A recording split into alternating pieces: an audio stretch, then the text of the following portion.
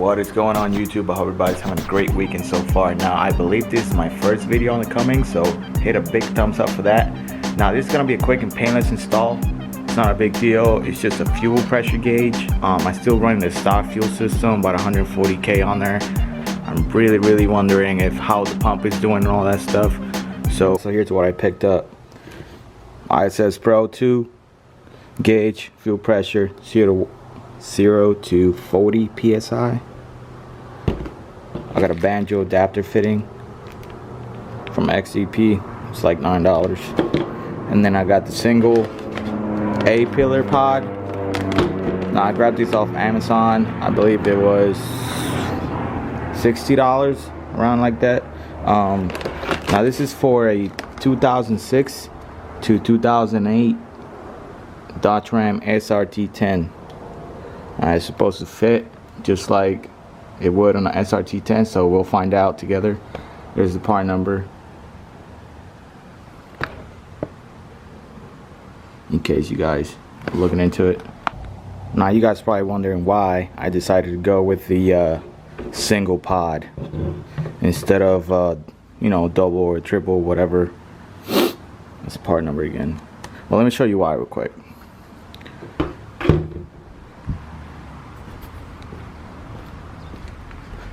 Here's the reason why. I am like 5.5 feet tall. Like, this is my short man step right here. I need my handle in order to get in my truck. This is my rig though. It's not a truck, it's a rig. Like, to me, it's a freaking rig, alright? So I need this handle to get into my truck every time. So that's why I decided to go with the single pod, so I can keep my handle. Now I also have these 3 gauges right here already. They're also ISS Pros. I got my trans, turbo, and my barometer. So I believe you know, single pod with the handle, you know, where I get to keep my handle, was the way to go. So that's what I went with. Now I gotta jump off this truck. It's like 10 feet. Now with all that being said, let's get done with this quick and easy installation. All right, let's do it. For this A-pillar, you're gonna need a flathead, obviously, to pop these caps off like that. And then there is a 10mm in there, 10mm bolt.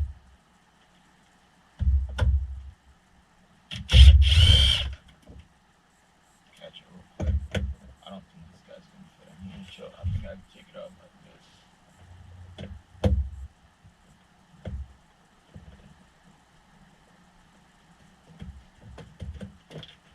Yep, it wasn't in there very tight, so you don't even need power tools. So you should be able to just pop it right off the phone. That's it. A-pillar's out. Alright, so it's out. Here's a quick side-by-side. For those people wondering if it's the same color or not, honestly I think it is. I mean, it's pretty freaking close. I mean, this is a 2007. Obviously it's dirty, so it looks darker, but this is what it would look if this one was brand new. You know what I'm saying? So yes, I think the color is on point. I don't think anybody be able to tell. So obviously for this installation, to swap it over, you will need to move these tabs right here, these covers. You gotta move them over to this side. And let's see, if you want to keep the insulation, you can also move that over.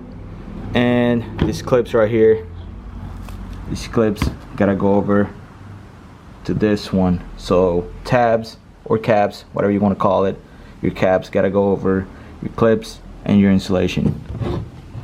And there is not a bottom clip right there, missing, obviously because of the pod. But this clip, insulation, and the caps gotta go over. Alright, so here's my dirty caps installed on the new A-pillar. Look, I think the color match is pretty much on point. This one is super dirty. I mean, you can tell it's a dirty ass cap. After I clean it, I'm sure I won't be able to tell the difference. So I think color match is pretty much on point. I before I get any further into my installation, I wanted to make sure that the A-pillar pod was gonna fit here with no issues, and it looks like it is. I mean, you can't even tell the difference. It looks just like that one, you know what I'm saying? So no issues there.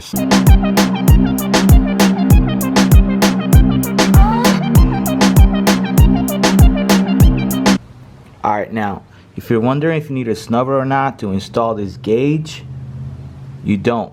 Mostly you don't. Alright, now if you're installing one of the cheaper gauges, yeah, I would say go with a snubber. Most of those companies require for you to install a snubber if you're going to use their gauges. Now for this gauge right here, ISS Pro, you do not need a snubber. Alright, right here, Cummins, 2003 to 2012. If using stock fuel supply lines with a Banjo bolt, use tab Banjo bolt or whatever for installing the sensor. If using an aftermarket fuel filter system such as Fast or AirDog with self-contained fuel filters, install the sensor in the test port on the aftermarket fuel system. And the same thing for 2012 until now. Now for the older Cummins right here, we got 1989 to 2002.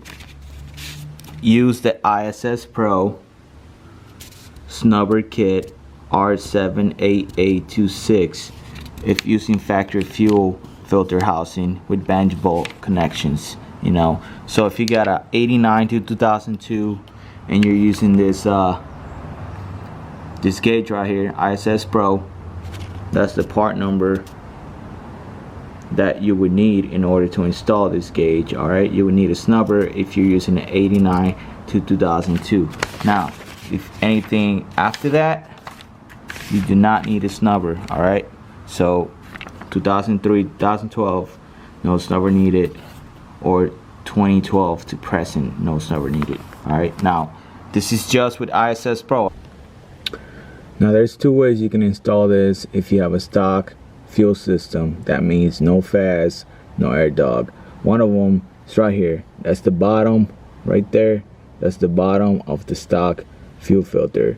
You can install your Banjo right up there and run your fuel pressure sensor right off of there. Now that same line runs over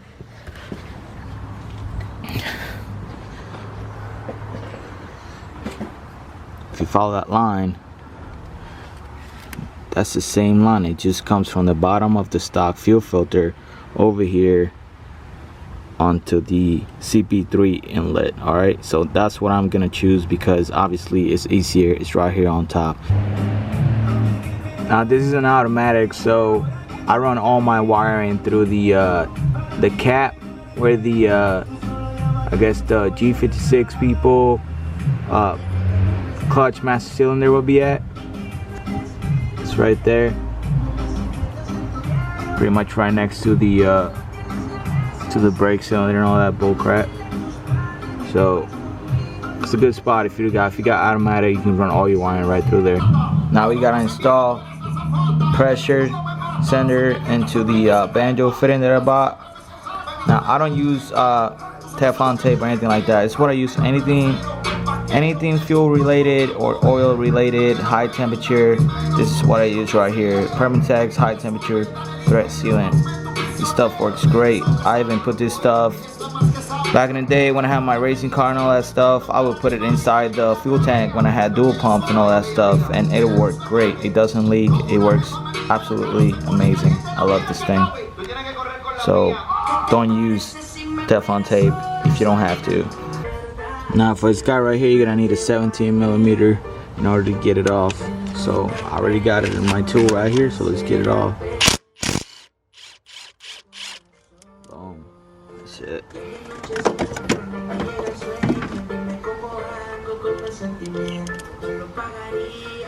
Now in this place, you're gonna put that Banjo fitting.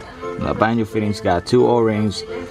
One obviously for this side, and one for the other side of this hose right here. So let's get it in there. So the new fitting comes with these two washers with O-rings on them. So this one would go underneath the fuel the fuel hose, and this one will go on top. Let's get it in there. Obviously pull the old washer with the O-ring out from underneath.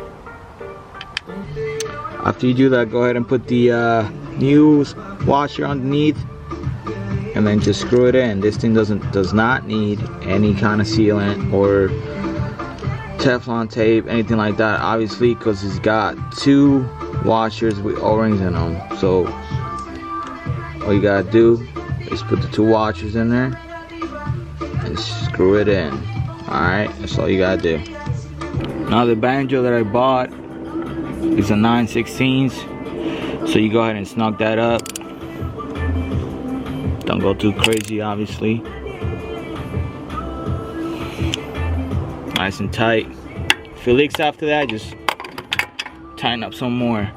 And then you go ahead and install the sensor right on top. Make sure you put the stuff on there, Permatex high temp stuff on there. Then you screw it down. Do not use the body of the sensor to tighten it down. Alright, don't use the plastic. Now this thing's got a spot right here where you can put a wrench on there. So do not use the body of it as per instructions. Just tighten it down. Run it down, and then snug it down. You want to snug it down to, if you got a crow's foot, you can snug it down to 15 inch-pounds. Alright, nothing too crazy. You can just put a wrench on there and snug it down real quick, and you'll be good to go. I just snugged it down with my all 16s here, so I'm confident it's not gonna leak, especially with using that the stuff on there. So I'm just gonna go ahead and run the wire now.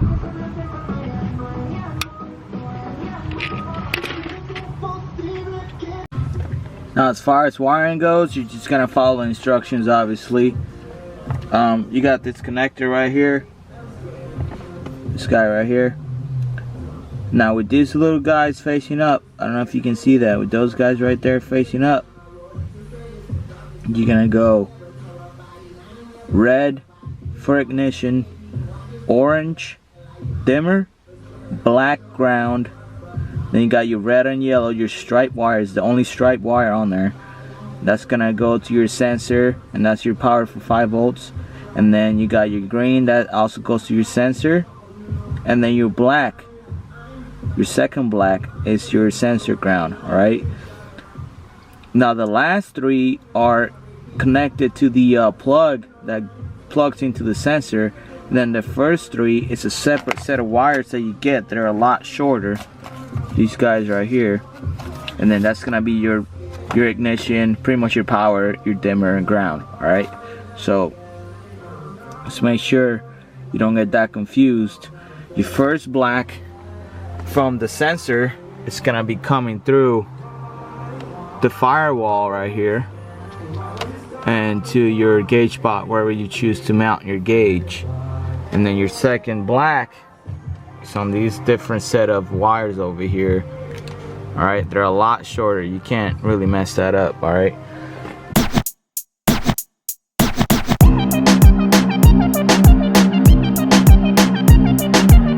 Alright, so in order for you to get these all the way in here, I don't know if you can see that, but you have to be able to get the wire all the way down the groove for those metal grooves or whatever, be able to cut into the insulation and make contact with the wire. Alright, so I've tried with a screwdriver. It's kind of a pain in the ass trying to push down on it and stuff. The best way that I found possible to do this is to kind of wrap it around. Alright, give yourself enough slack. Alright, this next one that's gonna go on here is the orange one. Alright, so see how much slack I got right there? And then wrap it around the plastic connector. Alright, and then you're gonna have a screwdriver on this side, alright, to help you kind of pull, right? Because you gotta pull it into the groove, alright? and then you just pull. And if you can't really grab onto it, like my hands are super greasy right now, I use these pliers right here. Hold on to the wire, alright? It's wrapped around the plastic connector, and then my screwdriver, it's just in here to give me, I guess, leverage or whatever. And then I'm gonna pull on it. So I'm pulling both sides of the wire into the groove. Alright? And then it goes in there pretty good. I don't know if you can see that or not, but it goes on there pretty good when you do it like that. Alright, so just gotta do that 4 more times and then we're good. Alright, so after all that struggle, here's what you end up with. Alright, that's what it's gonna look like. And then honestly, this plugs into your gauge like so. Boom, just like that. Alright, and that goes into your pot over there.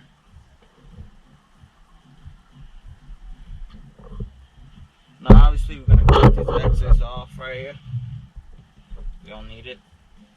Go ahead and cut this off about right there. Don't take this off ever again.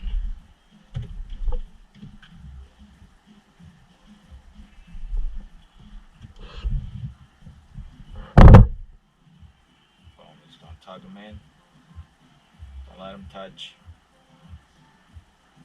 The shorter you cut it, the better, because you know they're not gonna touch the ground themselves. You don't want them to cause ground. Alright, y'all, so I just realized I'm like half retarded. So realize you can use the cap that they provide to push the wires in place. You have to line them up, and then you can use this cap right here to push them in. I tried it. I still didn't think it was good enough, so I like my way better, but I mean, you do whatever you want. So, but they do provide something for you to use to push the wires in place. Alright, after you get done pushing the wires in with the black tool, just go ahead and slide this dust cap in place, and then it looks just like that. Alright, that's what it's gonna look like after you're done. That way the wires don't back out.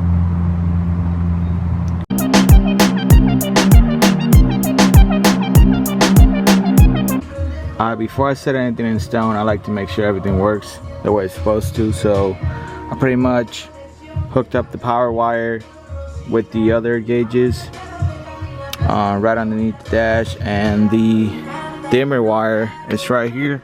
Just for now, I'm kind of just, it gets spliced into the orange and brown striped wire going into the dimmer. Alright, so that's where it's at. That's the one for my previous gauges, and I just put it in here just to make sure everything works the way it's supposed to. And then after I make sure everything works, then I'll put it in there for good. And obviously the ground, I just got it in here for now, but obviously I'm gonna have to bolt it in there somewhere, probably with the other gauges. So I just want to make sure everything works. Just turn the key on. Batteries are hooked up again. Light turned on real quick. Let's see. Alright. Second to respond. And again, this is stock pump, so obviously looks like it's creeping up slowly. Obviously I'm in need of a lift pump here coming up soon. This is a stock pump. I also got a Smarty Junior, always run at 100 horsepower, so stock pump is probably struggling a little bit. Here's a quick shot with the dimmer working. I don't know if you can see that. Still got daylight out, but off, on, off. So that's all this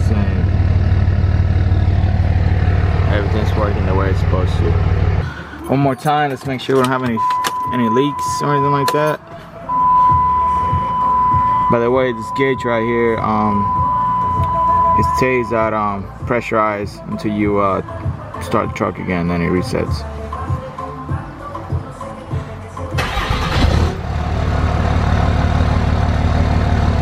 Alright. That's working. Make sure we got no leaks.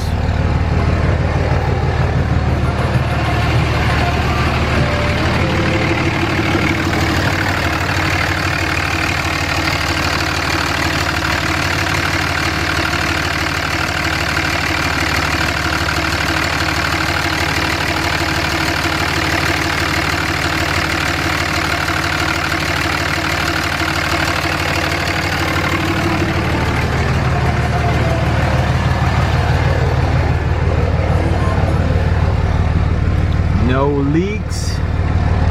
Shoe dimmer still works. Yup, there it is. Alright. Everything's working. Cool. Now we gotta go on a test drive. Alright, so we out on the test drive. So far it's been dropping down to about 6, especially on uphills. I don't know if you can hear that, but the gauge is really loud. I don't know if that's normal or not, but it's really loud.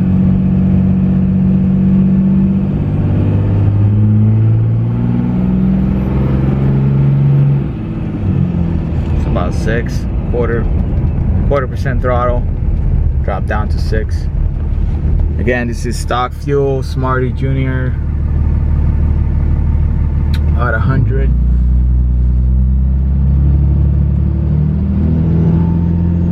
Horsepower and then 99 power on demand.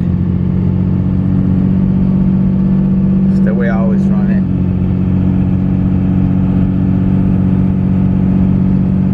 Just cruising along about 1900 RPMs right now.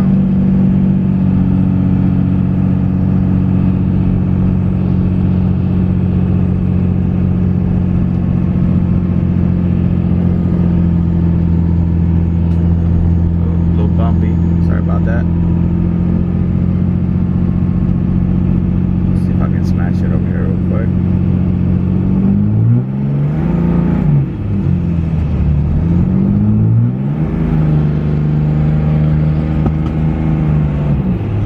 Ooh, yup.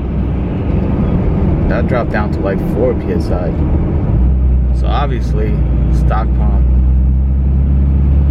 is not able to handle or supply the CP3 with enough fuel, even with just a Smarty Junior. So I'm deleted Smarty Junior, got 100 horsepower. I got the boost fooler, whatever you call that, boost fooler. That's about it. Running out of fuel. Time to do some fuel upgrades.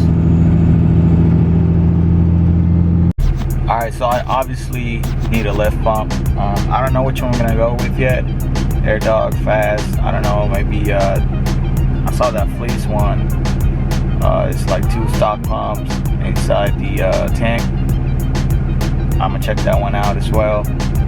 So I don't know, like I said, I'm not trying to have like the fastest truck ever or whatever. This is my daily driver that I also tow with. So I'm gonna do some shopping around and see what the best pump or the best application is gonna be for me. If you like this video, give it a thumbs up. Thank you for watching and stay safe. Peace.